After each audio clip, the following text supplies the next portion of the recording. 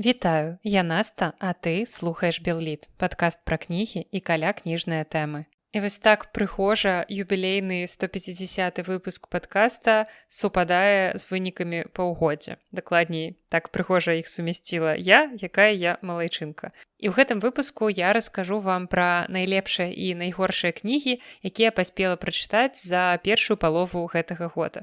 Пра некаторыя з іх я вам ужо расказвала даволі падрабязна, таму яшчэ раз на іх спыняцца не буду, а больш падрабязна раскажу пра тое, пра што яшчэ расказаць не паспела. Усё лагічна. Такі фармат вынікаў года я прыдумала летась, я падгледзела ў замежных кніжных блогераў, якія робяць такія кніжныя тэгі. У мяне ёсць некалькі катэгорый, у якія я зараз буду ўносіць свае кнігі. І пачынаем мы адразу з самай цікавай, з галоўнай катэгорыі, самай гарачай, гэта найлепшая кніга года. І ведаеце, калі у большасці іншых катэгорый я нешта там перабірала, вагалася, запісвала на паперцы, выкрэслівала нейкія кнігі, то тут, як толькі я прачытала назву гэтай катэгорыі, у мяне у галаве адразу ўзнікла назва твора, і я адразу запісала яе ў сцэнарый, нават не вагаючыся. І гэта «Перамена месцаў» Югасі Каляды, кніга, якая выйшла ў выдавецтве «Пфляумбаум». Патроны на Патрыоне ўжо атрымалі цэлы чытацкі дзённік па гэтым творы, і таксама ў 146 выпуску падкаста я расказвала пра кнігу больш падрабязна для ўсіх, так што адсылаю вас туды, а тут проста хуценька скажу, што гэта выдатны раман, дзе за простым фантастычным сюжэтам з такім, даволі простым банальным тропам абмену целамі хаваецца вельмі глыбокі твор, напісаны выдатнай беларускай мовай. І таксама нядаўна ў выдавецтве Гутенберг у новай серыі «Акно ў прозу» выйшла перавыданне першай кнігі Югасі, якая выходзіла каля 20 гадоў таму. Кніга называецца «Інвікта» або «Галоўная памылка Афанасія», і я ўжо прачытала гэтую кнігу. І спойлер, Югася ў гэтай кнізе вельмі пазнаецца. Па гэтай кнізе я ўжо таксама запісала чытацкі дзённік для патронаў, ужо зусім хутка я яго зманцірую і вы зможаце паслухаць яго на Патрыоне, а потым таксама раскажу пра гэтую кнігу і тут. А перамену месцаў я цяпер проста рэгулярна раю ў кнігарні і ў падкасці пра яе, мне здаецца, я у кожным выпуску гавару. І паўсюль проста ўсім людзям навокал, якія просяць парады, я раю гэтую кнігу. Найгоршая кніга года таксама неяк вызначылася без асаблівых разваг. Гэта наогул адна з найгоршых прачытаных кніг апошніх гадоў. І гэта нашумелая фэнтэзі Рэбекі Ярас «Форс Уінг». Гэта першая частка цыкла, іх хіба будзе 5, ужо выйшла, здаецца, 3. І гэта было настолькі дрэнна, што, мне здаецца, патрабуе проста асобнага выпуску падкаста. Бо я вам рыхтую такі тэматычны выпуск пад назвай «Феномен буктока», у якім раскажу, як TikTok наогул змяняе кніжную індустрыю і стварае тренды ў літаратурным свеце. І вось там мы з вамі пагаворым пра хіты апошніх гадоў, кніжныя хіты, якія раскруціліся менавіта дзякуючы сіле TikToka. Але ўжо цяпер мне хочацца расказаць, чым жа мяне так абурыла гэтая кніга. Скажу, што гэта вельмі папулярны цяпер жанр рамантазі, рамантычная фэнтэзі, паджанр, які ў народзе называюць проста порна з драконамі, або я задумалася, што хіба лепш казаць порна і драконы, таму што калі прыназоўнік з, то як быццам бы менавіта з самімі драконамі там штосьці мусіцца, але не, ўсё ж такі рамантычныя ці сексуальныя адносіны ў гэтым творы закручваюцца менавіта між людзьмі. На шчасце, інакш я не ведаю, я б наўрад ці дачытала гэтую кніжку, калі б там яшчэ і нейкая заафілія прысутнічала. Але так, усё у межах нармальнасці, без аніякіх дэвіяцый. І гэта гісторыя 20гадовай Вайлет, і я насамрэч вельмі радавалася, што ёй 20, таму што звычайна кнігі падобнага кшталту пішуцца пра гераінь больш юнага ўзросту, і гэта зусім крынжова чытаць, ведаючы, які сюжэт будзе далей. І, уласна, з імені гераіні, з імені Вайлет, пачынаецца маё першае бясілава ад гэтай кнігі, таму што яе краш, персанаж, які тут будзе, з якім у яе будзе вось гэты таксама даволі распаўсюджаны троп ад ненавісці да кахання, яго завуць Ксейден, і ён пастаянна называе дзяўчыну Вайленс. Нібыта ён вельмі дасціпны, што яе імя Вайлет, сухучнае з англійскім словам Вайленс, гвалт, і ён такі дрэнны хлопчык і пастаянна так жартуе, але ён не разумее, што, дакладней, аўтарка не разумее, што жарт, паўтораны некалькі разоў, проста перастае быць такім дасціпным. Ну і гэта кніга з той самай абранай гераіняй, якая павінна была весці жыццё ціхоней, але яна становіцца вершніцай дракона.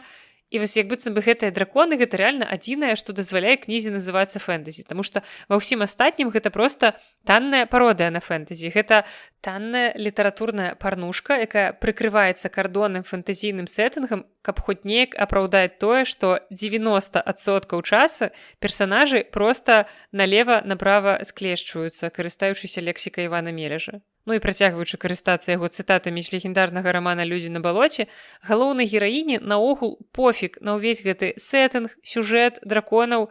Ёй галоўнае што? Ёй галоўнае абы кныр, абы жарабец. Такія вось эратычныя эўфемізмы аднароднага пісьменніка. І я чытала кнігу ў арыгінале і магу сказаць, што тэкст максімальна прымітыўны.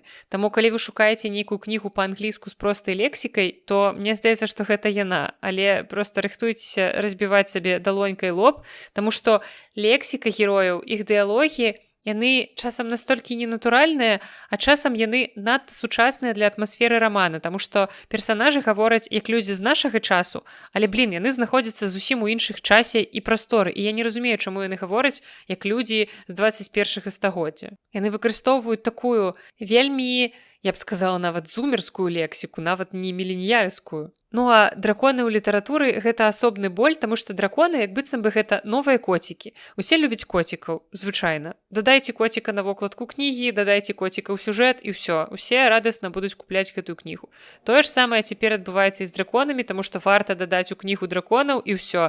Уяўляеш, што ты пішаш проста легендарнае найэпічнейшае фэнтэзі ў свеце. Ну а наогул кніга выглядае так, нібыта аўтарка проста па нітцы сабрала сабе кашулю з іншых больш таленавітых твораў. То гэта яна аднекуль пазычыла, гэты эпізод пазычыла, гэты троп пазычыла, гэтых персанажаў пазычыла.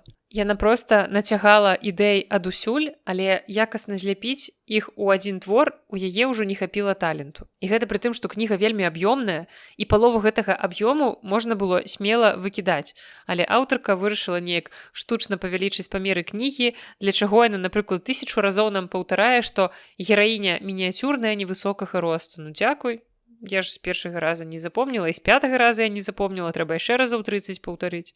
Ну і самае важнае, што ёсць у фэнтэзі-рамане, гэта светабудова. І тут з гэтым усё вельмі дрэнна. Аўтарка апісвае свет і самае важнае ў ім падзеі проста вельмі цьмяна і неяк абсалютна урыўкамі. Яна проста ўкідвае нам інфармацыю, і вельмі часта гэта адбываецца з дапамогай максімальна дрэннага спосабу дыялогаў паміж персанажамі. І ад гэтага дыялогі пачынаюць выглядаць яшчэ менш натуральна, яны абсалютна штучныя, таму што нармальныя людзі так не гавораць. Яны не абмяркоўваюць такія падрабязнасці і не гавораць пра свет навокал такім чынам. Але сюжэт у гэтай кнізе проста наогул ён абсалютна няважны, як думае аўтарка, таму што большую частку кнігі мы проста пакутліва назіраем за узбуджанай галоўнай гераіняй. Калі вам 15, магчыма, гэтая кніга можа неяк захапіць і здзівіць, улічваючы, што апошні час у нас адбываецца нейкая ў літаратуры рамантызацыя, у сусветнай літаратуры рамантызацыя дрэнных хлопцаў, рамантызацыя нейкага аб'юзу, вось гэты дарк романс уваходзіць у моду, дакладней, увайшоў ужо даўным-даўно і правіць баль. Але калі табе 31, ты чытаеш гэтую кнігу і думаеш, што за чалавек са сперматаксікозам яе пісаў, і хто можа гэтым захапляцца.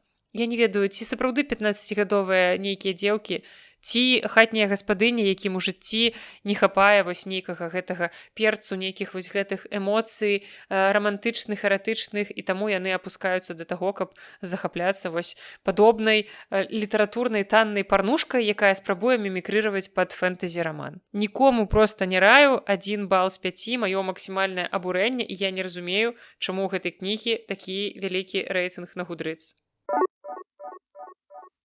Ну а цяпер, каб пасля маіх бамбленняў у свеце наступіла гармонія, я вам раскажу пра найлепшы нон-фікшн. І неяк так даволі сімвалічна, што расказваць пра цудоўную кнігу пра сон я вам буду ў той дзень, калі катэгарычна не выспалася, таму што нейкія ўкраінцы учора пад акном вырашылі, што 12 гадзін ночы гэта найлепшы час, каб стаяць пад вокнамі, ржаць і падпяваць песні «Забірай мяне скарей, увазі за 100 марей». Мне вельмі хацелася, каб хтосьці патэлефанаваў у паліцыю і праспяваў ім гэтую песню, каб іх вось хутчэй ужо б забралі кудысьці за Балтыйскае мора. Але, насамрэч, гэтыя людзі проста не чыталі кнігу Мэцю Уокера «Why We Sleep – Unlocking the Power of Sleep and Dreams». І таму яны не ведаюць, што ў гэты час ужо варта было б спаць. А я вось прачытала гэтую кнігу, і таму свой сон я цаню. І гэтая кніга неўролага і спецыяліста па сне, які даследуе тое, як сон уплывае на кожны аспект нашага фізічнага і псіхічнага дабрабыту.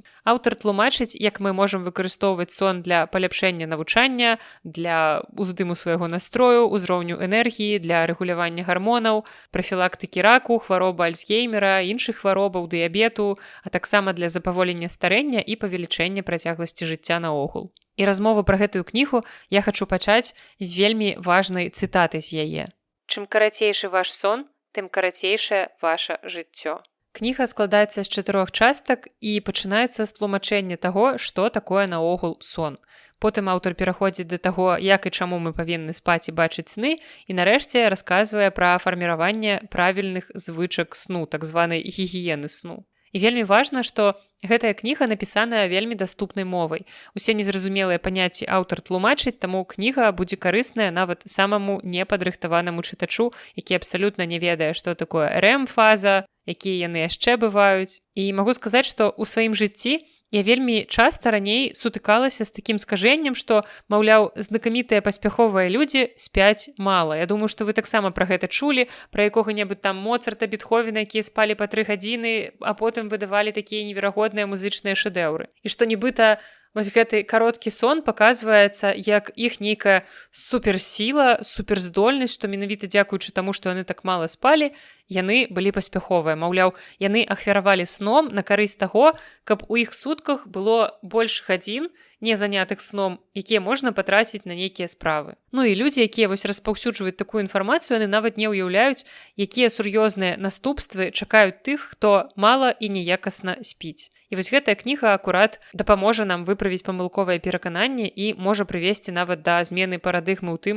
як мы павінны ставіцца да правільнага рэжыму сну. Бо зараз наша праблема ў тым, што мы не ўспрымаем, на жаль, сон як нейкую ўзнагароду, як адпачынак, як штосьці сапраўды важнае. Хутчэй для нас сон зараз гэта нейкае пакаранне, нейкая такая нават перашкода на шляху да іншых відаў выкарыстання нашага часу. То бок, як шмат усяго карыснага мы б маглі зрабіць, калі б не існавала сну. Але склалася так, што, на жаль, мы ніяк нікуды не можам падзець сон, і вельмі важна, што недахоп сну немагчыма папоўніць.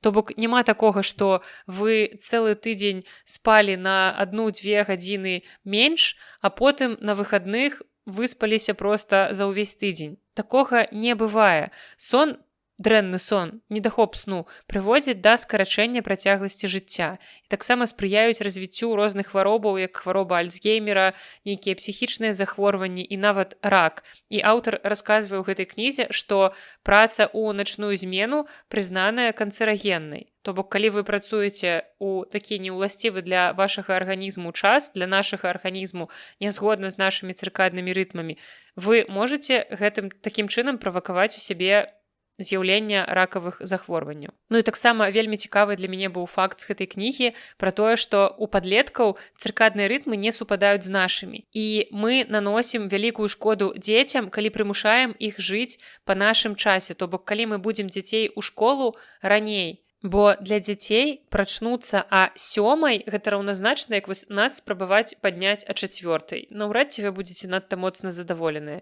І ўвесь дзень вы будзеце сябе адчуваць, я думаю, што даволі дрэнна. І вось уявіце, школьнікі вымушаны ўвесь час навучання менавіта ісці супраць сваёй прыроды, бо так прыдумала грамадства. Вось такая сістэма ў нас выбудаваная, якая абсалютна не ўлічвае сапраўдных патрабаванняў маладога арганізму. Ну і таксама цікава паразважаць пра тое, што сапраўды ж у большасці выпадкаў мы змяншаем колькасць свайго сну не таму, што сапраўды у нас мала часу на тое, каб спаць, потому што мы робім там штосьці неверагоднае важнае. Часцей за ўсё мы скарачаем свой сон для таго, каб спажываць якія-небудзь медыа, не ведаю, пагартаць TikTok перад сном, каб больш правесці часу з сябрамі, з сям'ёй, каб прачытаць яшчэ адну главу кнігі, каб паглядзець яшчэ адну серыю серыяла. І чамусьці мы лічым, што лепш час выдаткаваць вось на гэтыя заняткі, якія нам падаюцца нейкімі прыемнымі, карыснымі, чым патраціць гэты час на яшчэ одну гадзіну ці 2 гадзіны сну, які нам сапраўды патрэбны. Бо скарачэнне сну да 7-6, часам і менш нават гадзін, здаецца нам такім нібыта разумным, каб атрымаць больш ад жыцця. Але насамрэч мы не ўсведамляем, што мы не толькі плацім дарагую доўгатэрміновую цану ў выглядзе больш высокай смяротнасці, як я ўжо сказала, большай колькасці хваробаў, але і мы не разумеем, што на наступны дзень мы не будзем такія ж прадуктыўныя, паколькі творчасць, працаздольнасць, канцэнтрацыя і настойлівасць рэзка знізіцца ў сувязі з дэфіцытам сну, і мы станем менш матываванымі. Людзі не разумеюць, што калі яны зараз папрацуюць лішні час замест таго, каб гэты час паспаць, яны не стануць больш прадуктыўнымі заўтра. Наадварот, гэта знізіць іх канцэнтрацыю. Таму, карацей, калі вы маеце праблемы са сном, то я магу гаварыць пра гэтую кнігу проста бясконца. Тут была проста процьма неверагодна цікавых фактаў. Таму, калі ёсць праблемы са сном, калі вы хочаце больш даведацца пра гэта, калі вам цікава разумець, як функцыянуе ваш арганізм у адной з найважнейшых сфер свайго жыцця, то гэтая кніга проста нумар 1 з таго, што вам трэба прачытаць. Я вам раю адкласці нават усе мастацкія творы, якія вы зараз чытаеце, адкласці вашы серыялы, тиктокі і гэтак далей, толькі не адкладвайце сон. Усё астатняе можаце адкласці. І аддайце перавагу, калі ласка, менавіта гэтай кнізе. Ну, а найгоршы нон-фікшн не настолькі найгоршы, як найгоршая мастацкая кніга. Тут я паставіла ўсяго 3. Гэта проста была вельмі слабая кніга, ад якой я, ў прынцыпе, нічога не чакала, хаця назва ў яе была даволі інтрыгуючай.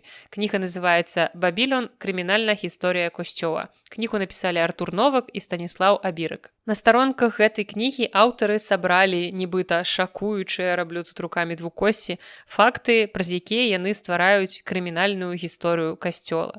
Яны расказваюць, як Касцёл рабаваў і забіваў ахвяр каланіяльнага прыгнёту ў Канадзе, як прывучаў жанчыну Ірландыі да культуры гвалту, як пераследаваў геяў, дэгуманізуючы іх голасам царкоўных лідараў, якія вельмі часта уцякалі ад уласнай сэксуальнай ідэнтычнасці. І гэта гучыць сапраўды цікава, але насамрэч у кнізе гэта было не так цікава. Кніга невялікая, але ў ёй было даволі мала сапраўды цікавых фактаў, было шмат паўтораў, і ў цэлым кніга атрымалася такой даволі раскіданай і хаатычнай. І калі я да яе вярталася, то я не магла ўспомніць, што там было раней, таму што гэта ўсё было неяк дзіўна пераплецена паміж сабой, і часам нават хацелася зноў паглядзець на вокладку, каб упэўніцца, што там сапраўды напісана пра крымінальную і наогул пра гісторыю, таму што гэта тое, чаго ў кнізе было сапраўды няшмат, хаця гэта і заяўлена на вокладцы. Таму проста такая не надта цікавая, даволі слабая кніга, якую нікому не раю, але горш за гэтую не было ў гэтым паўгоддзі, таму яна трапляе ў топ пад загалоўкам найгоршы нон-фікшн першай паловы 25-го года. Цяпер ад зместавых катэгорый трошкі пяройдзем да катэгорый візуальных і пагаворым пра найлепшую і найгоршую вокладку. Найлепшую, зноў жа, не вагаючыся выбрала тую кнігу, якая сваімі чорнымі вачыма на жоўтым фоне назірае за мной, у якую частку кватэры я б не пайшла, хіба што ў ваннай можна схавацца ад гэтых чорных вачэй. Я думаю, што па апісанні вы ўжо здагадаліся, што гаворка вядзецца пра Yellow Face Рэбекі Кван. Дызайнер гэтай кнігі, мне падаецца, проста геній. Ён узяў чорныя вочы з Шатэрстока, наклаў іх на жоўты фон, і атрымалася адна з найбольш яркіх і запамінальных вокладак у сусветнай літаратуры апошняга часу. Таму абсалютна не дзіўна, што ўсе пераклады гэтай кнігі выходзяць з адной і той жа вокладкай, ніхто нават не спрабуе прыдумаць нічога лепшага, таму што нічога лепшага ён прыдумаць не зможа. Адпаведна, наша беларускае выданне у нашым выдавецтве Янушкевіч таксама выйшла з такой жа вокладкай, і я бязмежна кайфую кожны раз, калі гляджу на яго. Ну, а найгоршую вокладку першага паўгоддзя гэтага года я нават не трымала ў руках, таму што чытала кнігу ў электронным фармаце, але я бачыла, як выглядае гэтая вокладка, і гэта кніга Артапа Селіны «Воющий мельнік». Гэтаму фінскаму пісьменніку наогул не надта шанцуе з вокладкамі яго рускамоўных выданняў. Хаця я не бачыла, як выглядаюць арыгінальныя вокладкі, можа там штосьці не лепшае і проста ў гэтым яго фішачка. Але проста зірніце, загугліце, хіба рускае выданне ў гэтай кнігі было адно, і вы зразумееце, якую вокладку з чалавекам і ваўком я маю на ўвазе. Цяпер зноў вяртаемся да зместу, і наступная катэгорыя – самая эмацыянальная кніга.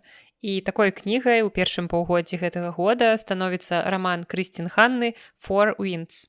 І ведаеце, якая ў мяне праблема? У мяне праблема ў тым, што я пастаянна блытаю назву гэтай кнігі з назвай іншай кнігі, якая ўжо была ў падкасце раней.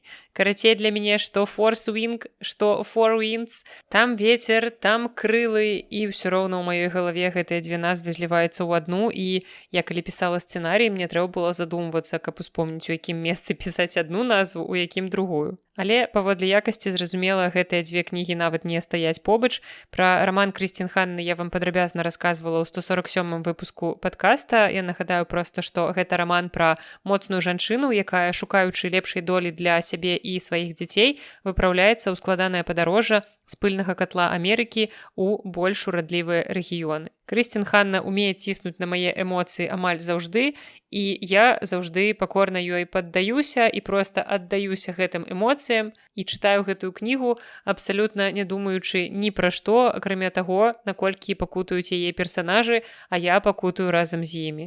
Пакутаю ў добрым сэнсе, перажываючы за персанажу, але не пакутаю ад таго, што чытаю ўласна гэтую кнігу. Ну а званне самай нуднай кнігі атрымлівае раман, які ў гэтым выпуску мог бы быць у катэгорыі найлепшая вокладка, таму што візуальны складнік у гэтай кнігі добры, а вось сам раман мяне не зачапіў. Я чарговы раз упэўніваюся, што азіяцкая літаратура гэта проста абсалютна не маё. І гэта я кажу пра раман «Масво» японскай пісьменніцы Асака Юзукі. Чытала я гэтае масла ў польскім перакладзе, і гэта гісторыя Манака Каі, кухаркі і аўтаркі папулярнага кулінарнага блога, якая знаходзіцца ў следчым ізалятары.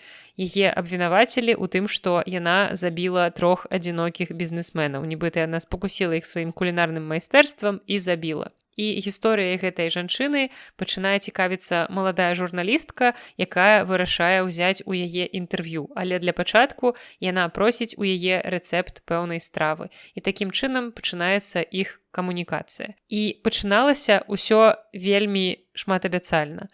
Але ў выніку атрымалася вельмі зацягнутая нудная кніга пра ежу, фемінізм. І магу сказаць, што гэта было даволі пакутліва прабірацца праз кожную з гэтых перагружаных малазначных сторонак, бо ніводная з думак на тэмы, якія я адзначыла вышэй, не была для мяне нейкай арыгінальнай ці хаця б цікавай. Але аўтарка ледзь не слова ў слова паўтарала іх у кнізе зноў і зноў. А таксама ацаніце ўзровень майго болю, улічваючы, наколькі я люблю свет кулінарыі, нават апісанні ежы для мяне ў гэтай кнізе нічога не выратувалі. І тут я сапраўды шкадавала, што ў пэўны момант я проста гэтую кнігу не кінула чытаць. І зноў вяртаемся да гармоніі ў сусвеце. Добра, што найгоршыя кнігі ў гэтым выпуску чаргуюцца з найлепшымі, каб хоць неяк гэта трохі нармалізавалася. І цяпер мы з вамі пагаворым пра самую светлую і самую змрочную кнігу. І я не спецыяльна, яно само так супала, што абедзве гэтыя кнігі у мяне у гэтым выпуску дзіцячыя. І абедзве гэтыя кнігі сталі аднымі з найлепшых дзіцячых кніг, што я чытала наогул за апошні час. А я вельмі працяглы час амаль зусім нічога дзіцячага не чытала, быў такі прамежак, таму што раней, калі я працавала ў кніжнай шафе, у мяне заўжды пад рукой была процьма дзіцячых кніг. У нас у шафе вельмі вялікія паліцы з дзіцячымі кнігамі, і ў любы момант я магла ўзяць кнігу, разгарнуць яе і чытаць, бо дзіцячая літаратура – гэта тое, што зручней чытаць у папяровым фармаце, таму што даволі часта да кніг ёсць ілюстрацыі, хочацца гэта бачыць, хочацца разумець усю задуму аўтара. А ў электронным фармаце неяк мне гэтыя кнігі даваліся цяжэй. А паколькі я апынулася цяпер у эміграцыі, цяжэй з доступам да дзіцячых кніг, купляць сабе проста так дзіцячыя кнігі не надта хочацца, не надта шмат месца для гэтага ёсць. І таму я неяк перасіліла сябе і навучылася чытаць дзіцячыя кнігі ў электронным фармаце. І цяпер зноў вярнулася да такога стабільнага чытання, прынамсі некалькіх дзіцячых кніг у месяц і адкрываю для сябе сапраўдныя шэдэўры. Ну а самай светлай становіцца кніга Роальда Даля, якая называецца «Матыльда». Я вельмі даўно хацела прачытаць гэтую культавую дзіцячую кнігу. Яна акурат у нас у шафе стаяла на паліцах, такая яркая, ружовая, прываблівала ўвагу, але ніяк да яе рукі не даходзілі, а тут, нарэшце, у электронным фармаце я яе ў арыгінале прачытала. І недарэмна прачытала, недарэмна хацела прачытаць, бо пакуль што гэта адна з найлепшых прачытаных кніг гэтага года наогул, што спаборнічае нават з дарослымі кнігамі. І ў тым месяцы, калі я яе прачытала, яна стала найлепшай, яна перамагла дарослыя кнігі. Гэта гісторыя маленькай дзяўчынкі, якой трапіліся найгоршыя бацькі ў свеце. Мне спадабалася, што ў адной з рэцэнзій на кнігу нейкі чытач яе параўнаў з фільмам «Адзін дома», толькі злодзеямі там аказваюцца не нейкія сапраўдныя злодзеі, а твае ўласныя бацькі. І я цяпер не магу проста перастаць думаць пра гэтае параўнанне адносна кнігі. Хто такая наогул гэтая Матыльда і чаму ў гонар яе названая цэлая кніга? Матыльда – гэта маленькая дзяўчынка, якая насамрэч, шчыра кажучы, даволі гіпербалізавана добрая. Яна занадта добрая, каб быць праўдай. У свае 5,5 гадоў яна рашае двухзначныя задачы на множанне, чытае Хемінгуэя і Дыкенса і наогул вельмі адукаваная, разумная дзяўчынка, я б нават сказала такі геній вундеркінд. Але, як я ўжо казала, у яе найгоршыя ў свеце бацькі, і Матыльда часта падвяргаецца нападкам з іх боку, а таксама з боку старэйшага брата. І ў адказ яна іх разыгрывае, яна неяк спрабуе пастаяць за сябе. Ну і калі Матыльда ідзе ў школу, усё там аказваецца настолькі ж дрэнна, як дома, паколькі дырэктарка школы міс Транчбул яшчэ горшая за яе бацькоў. І адзіны чалавек, які сябар для Матыльды вось у гэтым свеце, адзіны чалавек, які дае надзею на лепшае, гэта міс Хані, класны кіраўнік Матыльды. І гэтая кніга сапраўды неверагодная. Гэта вясёлае, дынамічнае, цудоўнае чытанне. І я вельмі полюбіла гэтую маленькую дзяўчынку і нават хацелася пазбавіць яе ад усіх гэтых гаўнюкоў, якія называюць сябе дарослымі, уключаючы асабліва яе бацькоў, якія вось проста недалюбліваюць уласнае разумнае дзіця. І вельмі моцны бок Роальда Даля – гэта прапрацоўка персанажаў, бо з аднаго боку падаецца, што можна яго пакрытыкаваць за такую аднамернасць добрых і дрэнных персанажаў. Маўляў, ёсць добрыя персанажы, вось такія, як Матыльда і міс Хані, і яны, літаральна святыя. Яны вельмі добрыя, неверагодна класныя. У той час, як дрэнныя персанажы, такія як дырэктарка школы, яны настолькі злыя, наколькі гэта магчыма, зноў жа гіпербалізавана злыя. Але насамрэч, вось такія празмерныя нерэалістычныя персанажы – гэта вельмі важная частка чорна-белай маралі дзіцячых кніг. Павінны быць персанажы, якія надта добрыя, павінны быць персанажы, якія надта злыя. Для таго, каб была такая яркая, выразная мяжа паміж імі. І ў любым выпадку, калі злыя персанажы паводзяць сябе вельмі недарэчна, то чытаць пра іх весела і не ў апошнюю чаргу таму, што гэта прыносіць яшчэ большае задавальненне, калі яны атрымліваюць пакаранне. Сапраўды, як толькі ўсе гэтыя людзі атрымліваюць па заслугах, ты адчуваеш нават нейкую палёгку і радасць за гэтую маленькую дзяўчынку. І таксама я яшчэ спрабавала калісьці чытаць творы Даля для дарослых, і, на жаль, для мяне гэта было не так цікава, не так блізка, як яго дзіцячыя шэдэўры. Вось, дарэчы, Матыльда – гэта апошні такі папулярны твор Даля. Кніга выйшла ў 1988 годзе, а ў 1990 ён памёр. І калі ў вас ёсць дзеці ўзросту 6+, або калі вы самі ўнутры трошкі дзеці ўзросту 6+, і любіце чытаць дзіцячыя кнігі, то вельмі раю вам Матыльду, будзем разам нармалізаваць чытанне дзіцячай літаратуры дарослымі. Ну а пра наступную кнігу, якая трапляе ў нас у катэгорыю «Самая змрочная кніга», вы ўжо чулі падрабязна ад мяне ў папярэднім 149 выпуску. Гэта кніга пад назвай «Балада о сломаным носе» Арне Свінгена. Гэта гісторыя хлопчыка Барта, якога назвалі ў гонар Барта Сімпсона, нечакана. Ён жыве з маці, у якой праблемы з лішняй вагой і алкаголем. І хоць яна спецыяльна не здзекуецца з сына, як бацькі Матыльды з папярэдняй кнігі, ўсё ж такі яна, мне здаецца, трошкі яго любіць, але насамрэч сваім ладам жыцця Добрага нічога яна яму не робіць. Яны жывуць у бедным раёне сярод наркаманаў, яны абы чым харчуюцца, але ўсё роўна усе гэтыя цяжкасці жыццёвыя не могуць пазбавіць хлопчыка аптымізму. Ён займаецца нелюбімым боксам і марыць стаць оперным спеваком. Але для пачатку яму трэба банальна перастаць баяцца выступаць перад аўдыторыяй. Хаця я так кажу банальна, але мне здаецца, што гэта акурат найбольш самае страшнае і самае складанае. Больш падрабязна пра гэтую кнігу я расказвала ў папярэднім выпуску, таму тут не буду паўтарацца, проста скажу, што хоць я і ўключыла гэтую кнігу ў катэгорыю самая змрочная кніга, таму што ўсё ж такі атмасфера, і калі ты ўяўляеш, праз што даводзіцца праходзіць гэтаму хлопчыку, то табе становіцца страшна і змрочна. Але разам з тым гэтая кніга вельмі светлая і пазітыўная, таму што менавіта вось гэтае святло і пазітыў мы атрымліваем ад самога персанажа, ад галоўнага героя гэтага хлопчыка Барта, які ніколі не перастае губляць надзеі. І таму гэтая кніга, ведаеце, такі адначасова когнітыўны дысананс выклікае. Але ўсё ж такі ўключаю яе ў катэгорыю змрочная, таму што ўсё ж такі дзеці не павінны жыць у такіх умовах, якія апісваюцца ў кнізе, якімі б найбольшымі аптымістамі яны не былі, але тым не менш гэта ўсё роўна можа вельмі моцна ўплываць на іх псіхіку. Наступная кніга трапляе ў катэгорыю самая смешная, і гэта зноў нібыта дзіцячая кніга, але насамрэч гэта кніга, якую можна і трэба чытаць дарослым самастойна, асобна, без дзяцей.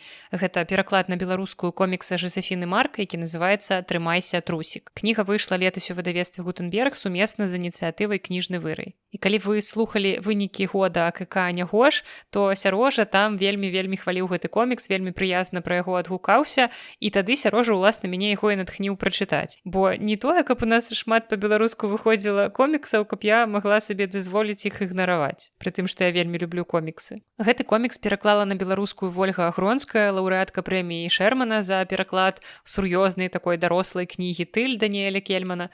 І тут у гэтым коміксе яе чакала абсалютна іншая перакладчыцкая задача, з якой, як мне падаецца, Вольга справілася проста бліскуча, бо яна не проста пераклала комікс, яна яго яшчэ і лакалізавала.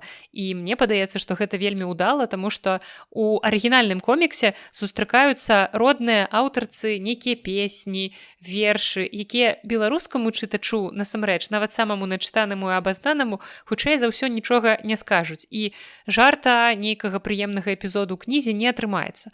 Але Вольга ўзяла і падарыла нам беларускія пасхалачкі ў выглядзе песень, такіх як, напрыклад, «Бяжы, хлопец», таксама вершы ў купалы і многага іншага. Гэта вы можете знайсці на старонках комікса, не буду вам тут раскрываць усе пасхалачкі, шукайце самі. Але гэта не перакладчыцкая вольнасць, гэта ўсё ўдала і вельмі да месца. Але пра што наогул гэты комікс? Гэта гісторыя нечаканага і вельмі кранальнага сяброўства трусіка і ваўка, якое пачынаецца ў лясным шпіталі. Трусік туды трапляе з нейкай хваробай, якая нам, чытачам, дакладна не называецца, таму што гэта ўсё ж такі дзіцячая кніга.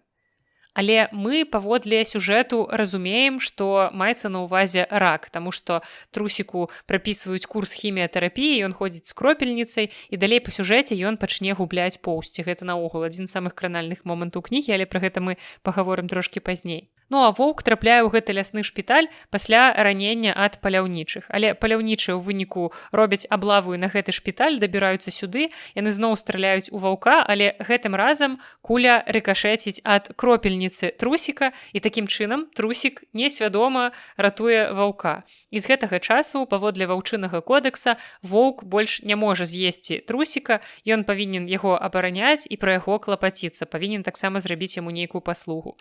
І вось так пачынаецца гэтая у нейкай ступені недарэчная роуд-сторы, якая прывозіць нас у бары, у дрэнныя матэлі, у мядзвежыя пячоры і ў мноства іншых вельмі дзіўных месцаў. І гэта тая кніга, якая мяне прымусіла рагатаць, нягледзячы на малы аб'ём тэксту, але пры гэтым аўтарка дакладна ведала, калі гэты смех трэба спыніць і пагаварыць пра сур'ёзныя рэчы, напрыклад, пра хваробу і пра тое, як яна ўплывае на асяроддзе і на адносіны. Кніга мне падалася наогул вельмі далікатнай, вельмі тактоўнай, здольнай закрануць тэму, якую даволі цяжка бывае растлумачыць маленькім дзеткам. Гэта рак, неабходнасць пастаяннага лячэння на працягу доўгага часу, і аўтарка піша з тактам, з розумам, яна змякчае гэтую пілюлю такімі гіпербалічнымі гіпербалізаванымі прыгодамі вось такой немагчымай парачкі. І калі трусік пачынае у часе іхняга падарожжа скідваць поўсць, у мяне проста разрывалася сэрца.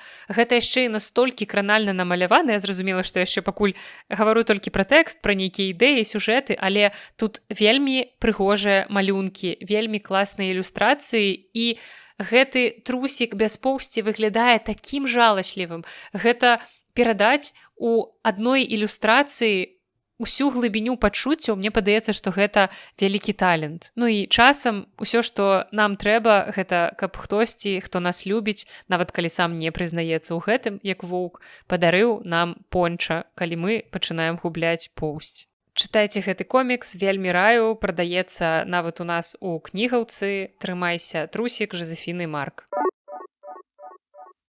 Ну і вы ўжо ведаеце, што калі я толькі што расказвала пра нейкую добрую, смешную, вясёлую кнігу, то цяпер нас чакае штосьці супрацьлеглае, адпаведна, кніга, якая прымусіла мяне плакаць. І ў гэтую катэгорыю ўваходзіць твор, які пераклаў Сярожа, гэта раман Рэмарка «На заходнім фронце без перамен», і гэта той твор, які мы з ім ужо абмяркоўвалі цэлы выпуск падкаста. Мы прэзентавалі гэты пераклад. Вы можете паслухаць 141 выпуск падкаста з цудоўнай назвай «Антон алкаголем падагрэты». Што гэта значыць, што значыць гэтыя загадкавыя словы, вы даведаецеся, калі паслухаеце выпуск, калі яшчэ яго не паслухалі. Ну а чаму ж гэта тая кніга, якая выклікала ў мяне слёзы, ад якой я плакала, зразумела, не літаральна, а хутчэй фігуральна.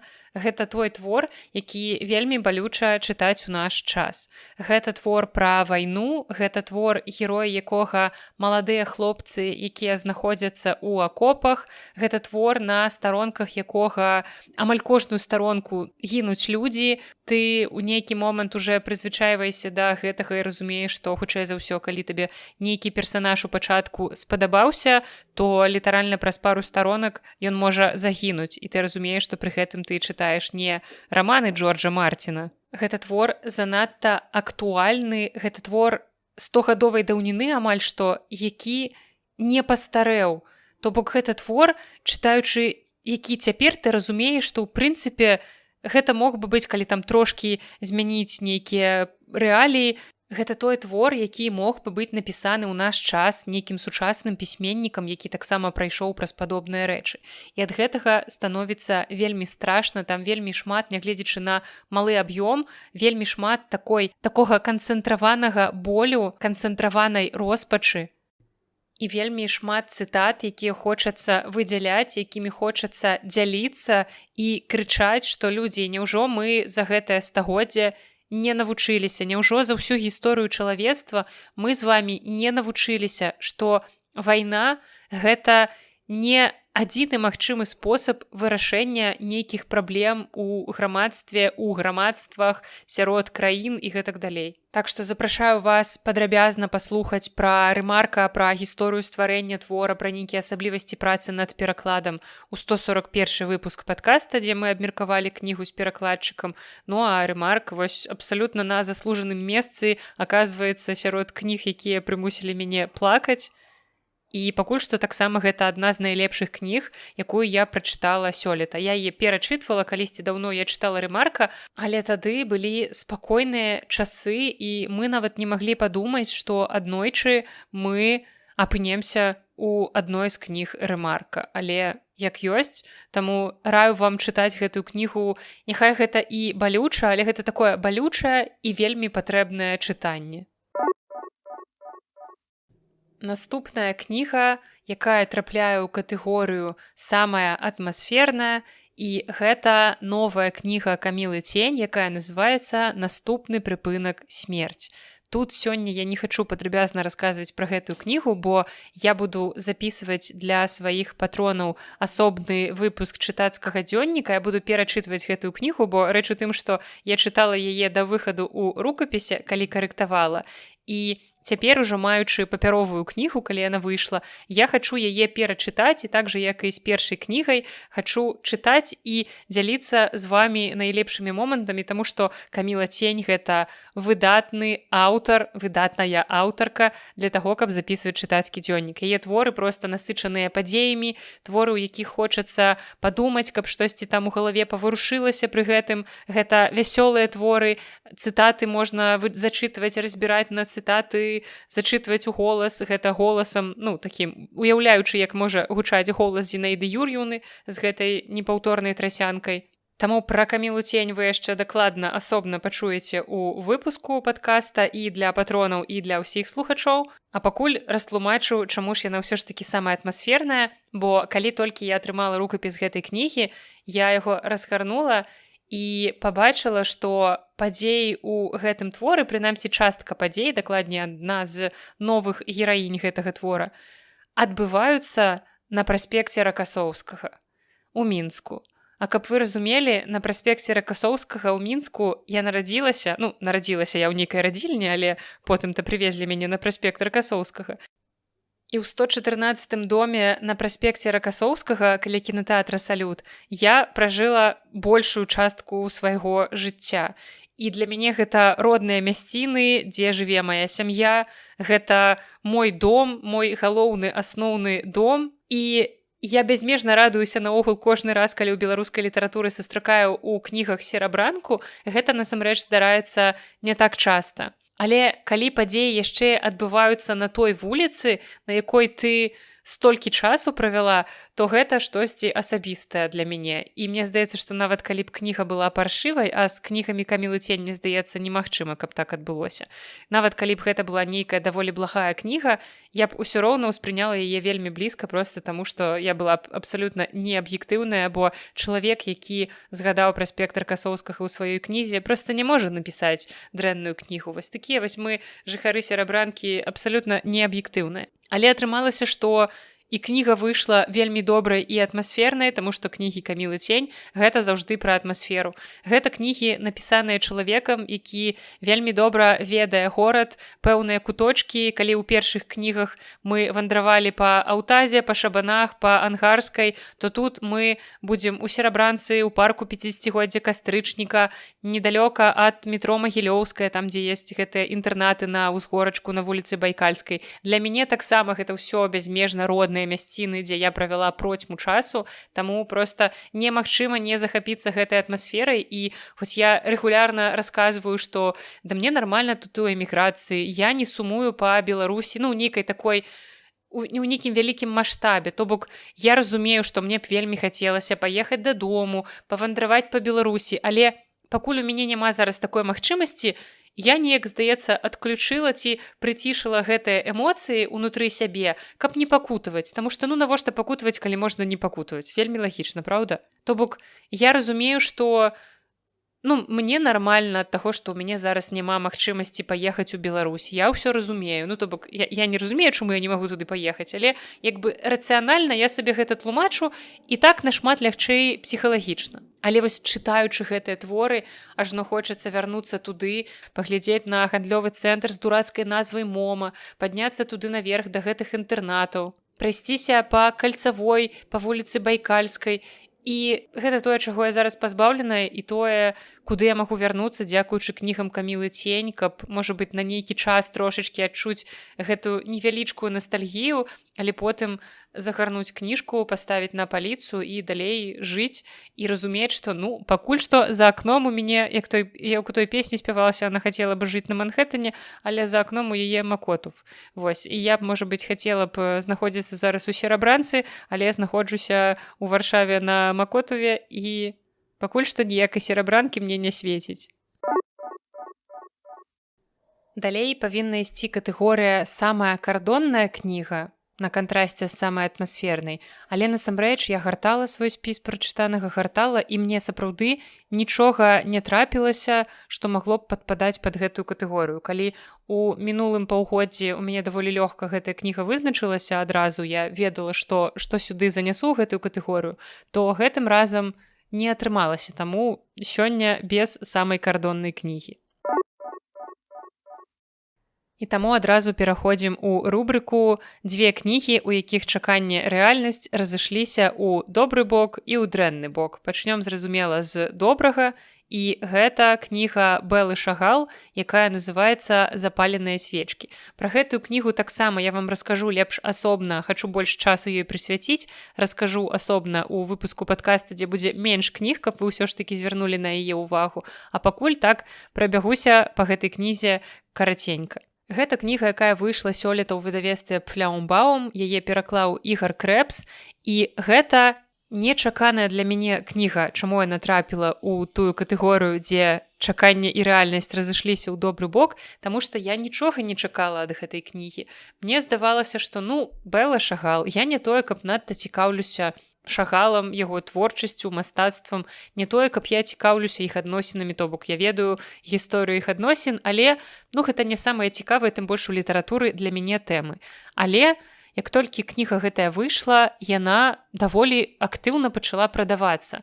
Людзі яе актыўна куплялі ў нас у кнігарні, і я гляджу, што пачынаюць з'яўляцца водгукі адзін за адным, а кніжка, немалая, яна хоць і кішэннага фармату, але такая аб'ёмненькая. Людзі яе чытаюць і пачынаюць выкладваць добрыя водгукі. І я так здзіўленая, думаю, няўжо сапраўды трапілася штосьці вартае? Усё ж такі я вырашылася, гэтую кнігу прачытала, не адклала яе надоўга. І ведаеце, што я зразумела, што гэта сапраўды цудоўная кніга, і аказалася, што ў Бэлы Шагал у яе быў выдатны пісьменніцкі талент. Гэта вельмі чуллівая, вельмі пачуццёвая, вельмі нават у нейкай ступені рамантычная кніга, якая расказвае нам пра юнацтва Бэлы, якое яна правяла ў Віцебску, і гэта такая экскурсія пад назвай традыцыі віцебска-габрэйскага.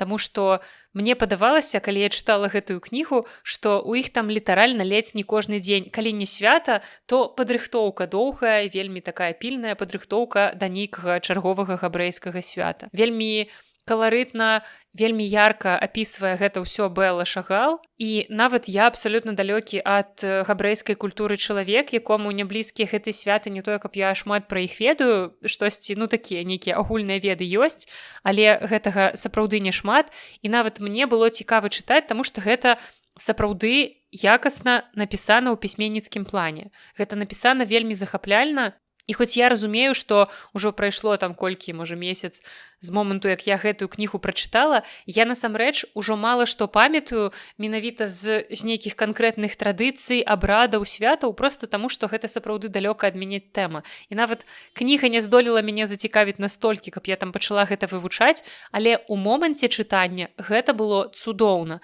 Гэта было вельмі захапляльна, вельмі пазнавальна, калі можна сказаць пазнавальна на тое, што ў выніку я ўсё роўна асабліва не запомніла. Але тым не менш, гэтая кніга вельмі кранальная, вельмі пяшчотная, асабліва эпізод бліжэй да канца, які ўзнікае. Я не буду вам яго цалкам спойлерыць, але гэта гісторыя знаёмства Шагала і Бэллы, вельмі кранальная гісторыя такіх першых пачуццяў, якія адчуваюць адно да аднаго маладыя людзі. Гэта сапраўды напісана вельмі прыгожа, таму калі вам патрэбная нейкая вельмі светлая, вельмі лёгкая, разам з тым вельмі насычаная, таму што, як вы разумееце, гэта шумныя святы, іх шмат, то вось гэты твор, гэта акурат тое, што вам патрэбна. Вельмі выдатна правесці час летам. Я нават магу сказаць, што ў нейкай ступені можна выкарыстаць гэтую кнігу як пляжную чытанку. Калі вы шукаеце нейкую кнігу ў адпачынак, то мне падаецца, што гэта выдатны варыянт. Яна да таго ж такая даволі камфортная па сваім фармаце, кішэннага фармату. І яе лёгка можна ўзяць з сабой у чамадан, у заплечнік, у залежнасці ад таго, з якім аб'ёмам рэчаў вы збіраецеся ў гэты адпачынак, калі вы наогул збіраецеся. А калі не збіраецеся, то ведаеце, дома вечарам на канапе гэтая кніга таксама чытаецца выдатна, праверана мной. А другая кніга, у якой ужо чаканне і рэальнасць разышліся ў дрэнны бок, гэта кніга, пра якую таксама я ў падкасце вам ужо расказвала, даволі падрабязна, ў прынцыпе, і расказвала і пра тое, што мне там не спадабалася, чым яна мяне не парадавала, не зачапіла. Гэта кніга, якая называецца «Скрадальнік лекаў». Гагар Янай напісала гэтую кнігу, і ў 147 выпуску падкаста вы можете паслухаць пра яе больш падрабязна. Тут толькі растлумачыў, чаму чаканне рэальнасць разышліся, бо насамрэч спалучэнне ізраільскае фэнтэзі першапачаткова гучала вельмі цікава, бо я не тое, каб шмат ведаю чагосьці пра ізраільскую літаратуру. З сучаснай ізраільскай літаратуры маё галоўнае імя гэта Эдгар Керет, гэта «Мая любоў», 7 добрых гадоў, калі вы не чыталі па-беларуску, вельмі горача вам рэкамендую яе прачытаць. Гэта цудоўная, вельмі светлая, цёплая кніга. Таксама мы ведаем яшчэ некалькі імёнаў, такія як Маір Шалеў, таксама ёсць у беларускіх перакладах, таксама Давід Гросман, Амос Оз. Але ўсё гэта людзі, якія пішуць такую даволі сур'ёзную літаратуру, скажем так. Гэта звычайна ці штосьці рэалістычнае, ці ўсё роўна штосьці такое далёкае ад умоўна-масавай літаратуры. А тут раптам фэнтэзі, падлеткавая, ізраільская, ды яшчэ і на такую няпростую тэму, як тэма псіхічных захворванняў. Паводле сюжэту у нас ёсць тут двое падлеткаў, і іх маці мае нейкую складаную хваробу. Мы разумеем, што гэта нейкая псіхічная хвароба, і вось бацька спрабуе знайсці лекі ад гэтай хваробы. Ён працуе ў фармкампаніі. І задума цудоўная, гэта таксама такі спосаб пагаварыць з дзецьмі пра няпростыя тэмы. Як у коміксе «Трымайся, трусік» мы можам пагаварыць з дзецьмі пра рак, пра нейкія такія складаныя хваробы, то тут мы можам пагаварыць пра ментальнае здароўе і пра важнасць таго, каб клапаціцца аб ментальным здароўі. Але ў выніку гэтая кніга атрымалася вельмі сырой, і гэта не толькі мой водгук, я сапраўды шмат чула гэтага ад іншых людзей, якія таксама прачыталі гэтую кнігу па-беларуску, што кніга даволі хаатычная, там нейкія вельмі невыразныя сюжэтныя лініі, часам здараюцца нейкія абсалютна бязглуздыя рэчы, персанажы робяць штосьці, што абсалютна незразумелае, таму у выніку кніга неяк трошкі ў маіх вачах развалілася і не атрымалася ад яе таго эфекту, які я хацела, які я чакала. Так што, на жаль, гэтая кніга прайшла абсалютна міма. Гагар Янай і «Скрадальнік лекаў» абсалютна не задалося знаёмства з ізраільскім фэнтэзі. Ну і мы з вами ўжо набліжаемся да завяршэння гэтага выпуска, так як падкаст ужо набліжаецца да свайго хранаметражу ў 1 гадзіну, і далей мы з вами пагаворым пра пісьменнікаў, пра канкрэтных аўтараў, і першая катэгорыя – гэта аўтар-адкрыццё. І лаўрэат гэтай узнагароды майго сэрца за першае паўгоддзе абсалютна будзе для вас не дзіўны, бо я такія дыфірамбы тут спявала першай кнізе ў падборцы ў гэтым выпуску. Так што мая аўтарка-адкрыццё гэтага года – гэта Юхася Каляда. Я прачытала 2 кнігі, якімі абсалютна задаволеная. Раю усім навокал і, безумоўна, вам таксама. Таму Юхася Каляда для мяне аўтар. Ведаеце, ёсць такое вызначэнне, аўтар, якога ты аўтаматычна купляеш. Вось цяпер Юхася Каляда для мяне гэта такі аўтар, такая аўтарка. Я буду чакаць, безумоўна, яе новыя кнігі і таксама спадзявацца, што яны мяне не расчаруюць. Ну, а ў катэгорыю «Аўтар больш ніколі» хочацца мне ўнесці тую аўтарку, пра якую вы таксама ўжо сёння чулі. Гэта Рэбека Ярас, аўтарка таго самага 4-га крыла. І мне б хацелася сказаць, што я больш ніколі ў жыцці не вазьму ў рукі яе жахлівыя парнушныя драконаўскія творы. Але бяда ў тым, што я прачытала першую частку, і мне трэба ведаць, што там будзе далей, каб проста запісаць для вас яшчэ адзін бамбёжны падкаст. Бо навошта мы тут з вамі ўсе сабраліся? Для таго, каб нас часам не толькі хваліла кнігі, але і бамбіла на іх. Таму аўтарка больш ніколі, вы ведаеце, што ў маім сэрцы больш ніколі. Але дзеля кантэнту, дзеля вас я гатовая пакутаваць, гатовая нават ахвяраваць некаторай колькасцю сваіх нервовых клетак проста для таго, каб зрабіць вам цудоўны кантэнт. Цаніце такія мае ахвяры. Ну, а калі сур'ёзна, хутчэй за ўсё, можа быць, калі-небудзь я праслухаю далейшыя аўдыёкнігі. Я і першую кнігу, шчыра кажучы, слухала ў аўдыё. Я не памятаю, ці сказала я вам гэта, калі гаварыла пра яе раней. Я слухала яе ў аўдыё, і, як я ўжо казала, там даволі простая лексіка, і таму ў аўдыёфармаце гэтая кніга слухалася выдатна, вельмі лёгка. Таму каб супакойваць сябе, я буду казаць, што гэта ж усё для трэніроўкі англійскай мовы, гэта такі спосаб слухаць аўдыё, слухаць тэксты па-англійску, і нават сабакі ў мяне каля дома раззлаваліся, калі я расказваю пра гэтую аўтарку. Яны ўсё разумеюць, усё адчуваюць. Так што, магчыма, на жаль, усё ж такі з творчасцю Рэбекі Ярас мы яшчэ калі-небудзь сустрэнемся. Так, я люблю пакутаваць, хаця сама нядаўна казала, навошта пакутаваць, калі можна не пакутаваць. Але навошта быць паслядоўнай, калі можна быць непаслядоўнай. Ну і засталося нам усяго 2 катэгорыі, але ўжо гэтыя катэгорыі не пра тыя кнігі, якія я чытала ў першым паўгоддзі. Гэта, хутчэй, такія планы на будучыню. І першая катэгорыя – гэта кніга, якую ты ў найбліжэйшы час вельмі моцна чакаеш. І, мабыць, я адкажу, што гэта новы раман Рэбекі Кван, які павінен выйсці ў жніўні, раман пад назвай «Катабазіс». Я вельмі хачу паглядзець, што атрымаецца, бо з Рэбекай Кван у нас цяпер вялікая любоў, нават калі ўсе наступныя кнігі будуць мяне расчароўваць, але мы назаўжды з ёй звязаныя. Яна назаўжды частка маёй гісторыі, майго кар'ернага шляху ў нейкай ступені, нават у вялікай ступені. Таму ад Рэбекі Кван нікуды мне не падзецца. А калі звяртацца да кніг, якія выйдуць па-беларуску, то я вельмі моцна чакаю выхад «Дзюны». Проста таму, што гэта адна з маіх любімых кніг фантастычных. Гэта вельмі важная для мяне з дзяцінства кніга, на якой я расла, можна сказаць, на якой развіваўся мой літаратурны густ, і таму мне вельмі важна, каб гэты твор нарэшце з'явіўся і па-беларуску. І вельмі важна, яшчэ больш важна для мяне тое, што я з'яўляюся часткай гэтага, што я працую менавіта ў выдавецтве, якое выдае гэтую кнігу. Так што, спадзяюся, «Дзюну» чакаю не я адна. Ну і апошняя катэгорыя – гэта кніга, якую ты чытаеш у гэты момант і якую ты будзеш чытаць наступнай. Вось літаральна учора перад сном я пачала чытаць кнігу Макса Кідрука. Гэта такі знакаміты ўкраінскі фантаст, зноў звяртаемся да фантастыкі.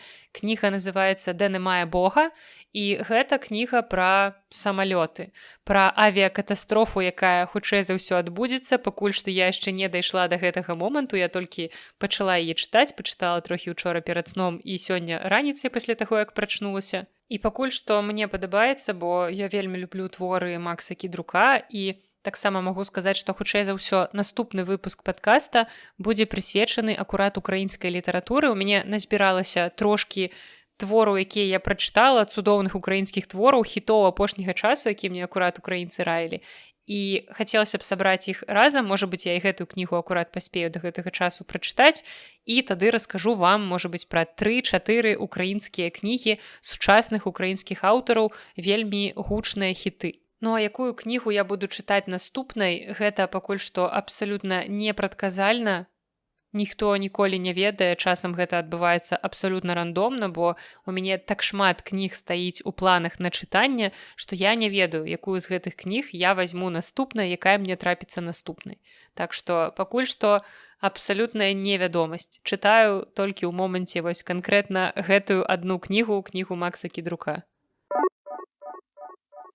Усё ж такі перайшлі мы хранаметраж у 1 гадзіну, хаця, можа быць, зараз, калі я сяду манціраваць падкаст, трошачкі зменшыцца, але тым не менш, вас сёння чакала цэлая гадзіна гісторый пра найлепшыя і найгоршыя кнігі, якія я чытала ў першым паўгоддзі, і ўсё роўна я яшчэ расказала не пра ўсе кнігі цікавыя, якія я чытала ў першай палове гэтага года, так што вас далей у наступных выпусках падкаста чакаюць працягі, дзе я буду проста далей расказваць пра найлепшыя кнігі, прачытаныя апошнім часам. Хутчэй за ўсё, 151 выпуск, як я ўжо сказала, будзе пра літаратуру украінскую, ну а далей працягваем дзяліцца, хаця не, 151 выпуск будзе літнавіны, а вось 152 ўжо хутчэй за ўсё будзе пра украінскую літаратуру. Так што у мяне яшчэ ёсць час, каб дачытаць Макса Кідрука і таксама ўнесці яго ў гэтую падборку. Ну а на сёння гэта ўсё. З вамі была Наста і падкаст «Белліт». Да сустрэчы!